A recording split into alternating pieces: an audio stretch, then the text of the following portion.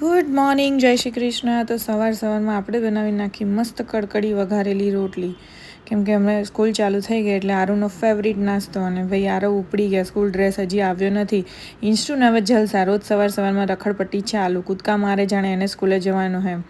અડધો કલાક ઊભા રહ્યા પછી ખબર પડી કે બસ તો જતી રહી છે. ફર્સ્ટ ડે આરુનો મિસ થઈ ગયો. પછી ગાડી લઈને સ્કૂલે મૂકી આવ્યા જ ખરા. આરુ ખુશ હતો કે સ્કૂલે નહીં જવું પડે, પણ મૂકી આવ્યા. અને પછી આ બે જો કયો મળ્યો તો, આ નામ હતું આરો પતા નહીં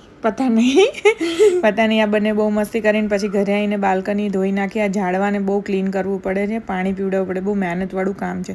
પછી આપણું લંચ રેડી થઈ ગયું ને. આજ તો આપણે એકલા હતા બહુ દિવસ. આરુભાઈ સ્કૂલે જતા રહ્યા, મસ્ત લંચ કરી લીધું. 4 વાગે આરુભાઈ ઘરે આવ્યા અને પછી મેગી ખાવી તો મેગી ખાઈ લીધી. પછી મેગી ખાતા ભાઈ જોવે ટીવી અને ઇન્સ્ટુ મારી સામે ડોળા ફડીને જોવે કે ચાલું મને ના આપ્યું.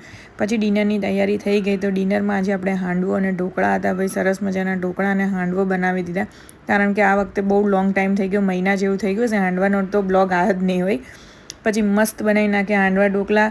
પછી ફ્રી થઈને હું બેઠીને ઇન્સ્ટુ જોડે થોડી વાતો કરીને મસ્તી કરીને પછી બેસી ગયા આપણે ડિનર કરવા માટે. તો ભાઈ ડિનરમાં જો સરસ મજાનો હાંડવો ઢોકળા, ઇન્સ્ટુના અલગ ઢોકળા રાખ્યા હતા 4-5 વઘાર્યા વગરના. પછી અમે જો રેડી થઈને સૂવા માટે રેડી થઈ ગયા. બાય, જય શ્રી કૃષ્ણ. કાલે પાછા મળીએ. આજનો દિવસ અમારો આવો ગયો. બાય, કાલે નવું કંઈક આવશે. જય શ્રી કૃષ્ણ.